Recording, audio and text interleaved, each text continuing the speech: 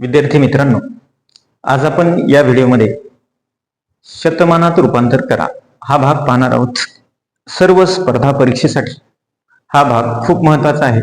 तर या भागामध्ये आपल्याला शतमानात रूपांतर करा, शतमानात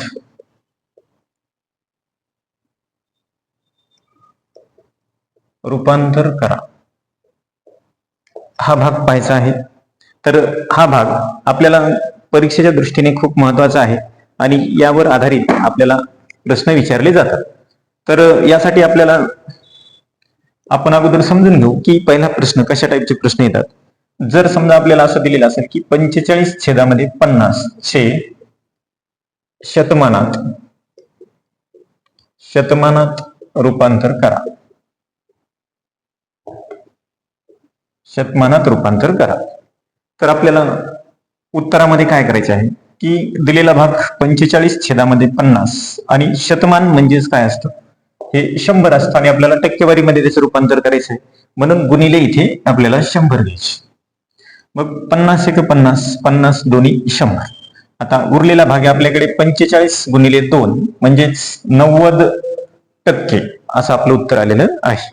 एकदम सोपा भाग आहे, आपल्याला या पद्धतीने सोडवायचा आहे. अजून आपण एक दुसरा प्रश्न पाहू की आता आपल्याला दुसऱ्या प्रश्नामध्ये 32/40 32/40 चे आपल्याला शतमानात रूपांतर करायचे आहे.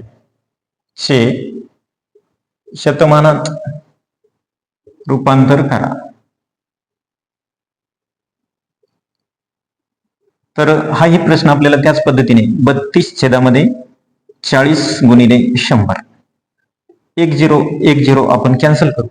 त्यानंतर या 4 ने दोन्हीकडे आपल्याला भाग देता येईल, इथे देऊ. 4 1 4, 4 8 32, 8 गुणिले 10 उरले, 8 10 आपले 80 झाले, म्हणजेच उत्तर आपलं 80% आपल्याला मिळालेलं आहे.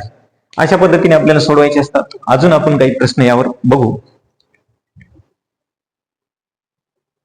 आता आपल्याकडे प्रश्न क्रमांक 3 आपण घेतलेला आहे की 72/80. तर 72/80 ला आपल्याला काय करायचे की गुणिले 100, नंतर हा 1 0 कॅन्सल केला. या 8 ने 8 1 8, 8 9 72 उरले आपल्याकडे 9 गुणिले 10, म्हणजेच हे उत्तर आले आपले 90%. अशा पद्धतीने आपल्याला शतमानात रूपांतर करा हे करता येतं. यानंतर आपल्याकडे पुढील प्रश्न आहे 18/20 गुणिले आपल्याला 100 करायचे. 20 1 20, 20 5 100, परत 18 पंचे 18 गुणिले 5 म्हणजेच 90%. यानंतर पुढील प्रश्न आपल्याकडे 96/120, इथे सुद्धा गुणिले 100 करा. 1 1 0 कॅन्सल केला.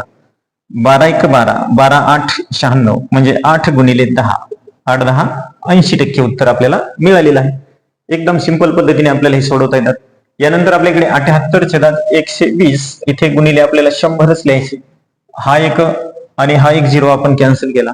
नंतर 12, इथे आपण 2 ने भाग देऊ. 2 6 12, 2 5 10. त्यानंतर 6 ने इकडे जाईल आपला भाग. 6 1 6, 6 1 6, इथे एक उरला आणि 6 3 18, म्हणजेच आपले 13 गुणिले 5 65% असा उत्तर आपल्याला इथे मिळालेले आहे.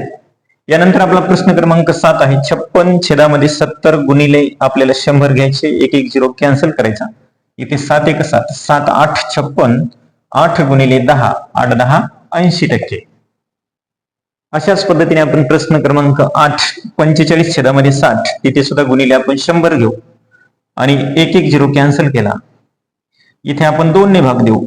2 3 6, 2 5 10. आता 3 ने आपल्या इकडे भाग जाईल. 3 1 3, 3 1 3, 1 उरला, 3 5 15, म्हणजे 15 गुणिले 5 75%. अशा पद्धतीने आपल्याला शतमानात रूपांतर करा हा प्रश्न सोडवता येतो. एकदम साध्या पद्धतीने आहे.